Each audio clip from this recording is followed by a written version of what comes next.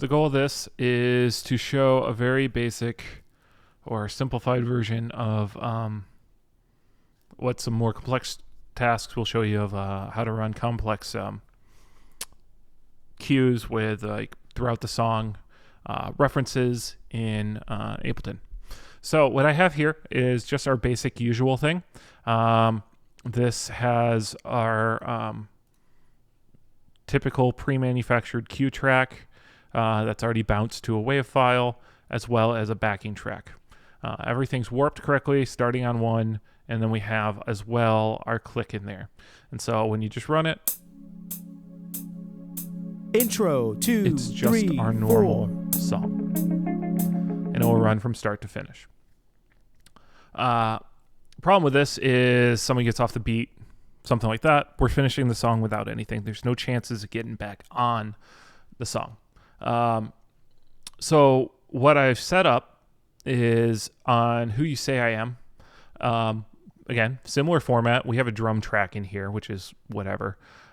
This lets us look at the whole song, and I've actually mapped it to the point where we're actually running through the whole song, and I can hop around as needed. Intro, so now I'm starting the song, 2, 3, and 4. I want to jump to the chorus, and now I want to jump to the tag. Tag 2, I 3, want to do the bridge one more time, and then we're just going to end. and it wasn't clipping, it wasn't having any problems. Everything was running really smooth. And a big reason is because all I did was I went through the song looking, and actually I just used the cue track as the easy cheat, because you actually know, hey, if you're getting a cue, chances are there's a moment happening in the song. I went through and I mapped them all out. And so I'd actually come through here and go, all right, what's Chorus 2, okay, 3, cool. 4. Now that's verse. It starts at 17 because we have everything warped right, so we know our measure markers. All right, chorus 1 starts at 17. Easy. So you just map out the whole song and actually stash this file away for future use. Hopefully you don't have to recreate these ever again, but whatever. They're here, they're referenced, we have them. And that way, now we don't actually need to necessarily chop the whole song up if rehearsals were just like, you know what, we really need to hit that tag a third time. Or you know what, can we cut one of those bridges, or those kind of things. We can actually run some of those things on the fly and it will still work. All we're doing is changing based on when these things happen. So we know bridge 1 starts at 51. So all I do is I just come in here, I duplicate this track down, and I hit 51. Now you'll notice I turned off the stop buttons for the click. I just let the click run. Again, less resources. It's you're not starting or stopping a new MIDI track. It's super easy. Because we're just starting these at different spots and we're not creating new WAV files. We're not creating anything new. We're actually keeping this thing pretty slim because this is all just a redundant file. It's all accessing the same database and it's already loaded. So now if we come into Beauty from the Ashes, this song I haven't split up yet. It's just in our base format. But I did go through here and just mark really quick. Verse 1 starts at 11. Verse 2 starts at 19. Chorus 1 starts at 27.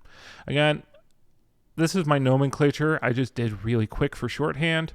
I think I don't know. I might think about a new naming system because this is a little hard. Like maybe I might bump it up to say C1, Who You Say I Am. I don't really know how to make this read quickly on the fly. I think that's going to take a little time. But when I'm creating this, all right, I've got my click. It's set up 4/4. That looks great. We're set up for 95 BPM and 4/4. Note this, I intentionally chose a 6/8 and a 4/4 song, so we'll click between them and you'll hear the difference. All I gotta do now, just duplicate this track. I'm going to get rid of the click track and remove the stop button. But that's all I'm deleting. And then we go in here. I want to start this at verse 1. That is 11. I already know that. So, boom, 11. 11. Let's call that V1.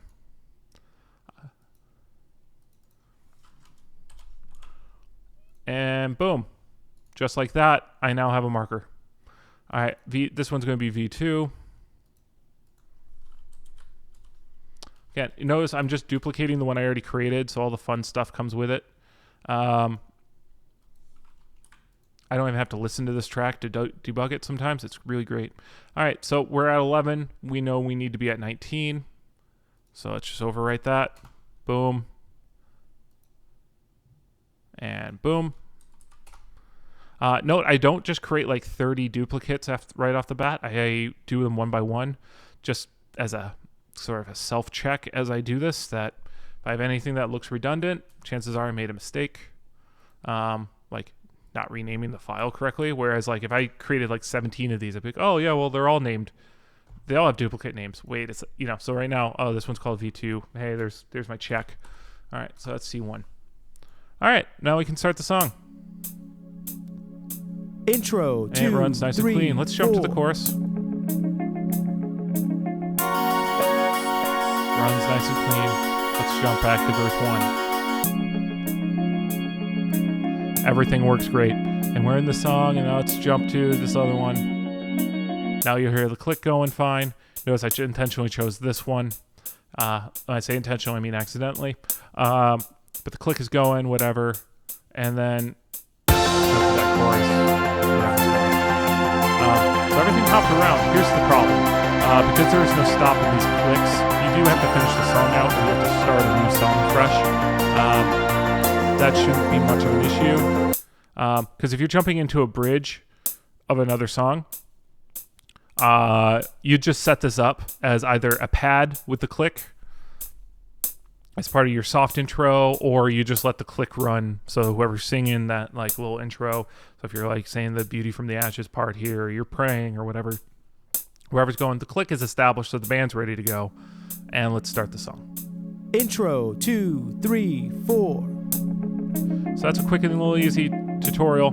Obviously, to run multiple songs in this, you're going to need more than eight seeds. Band, 2, So 3, Ableton 4. Lite is not going to be an option.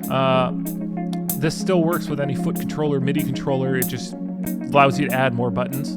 Verse, I don't think 2, in reality 3, we'd run 4. this iterative of tracks unless you're really expecting the band to get off a lot.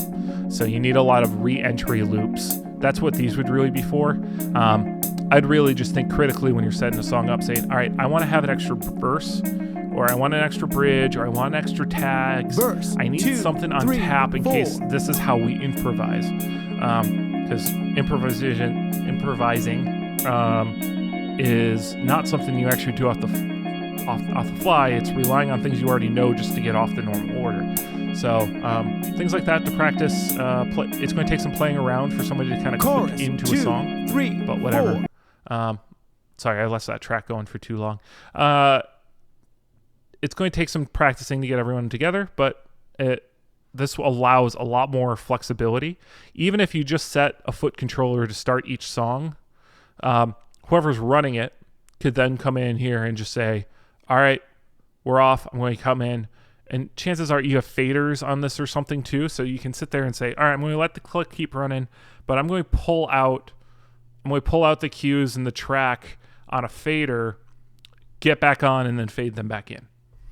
So some type of hardware is really nice, or just throw everything on a master bus so you can fade it out with your mouse, click in, fade back in. Something like that. Anyway, something to play with. Have fun.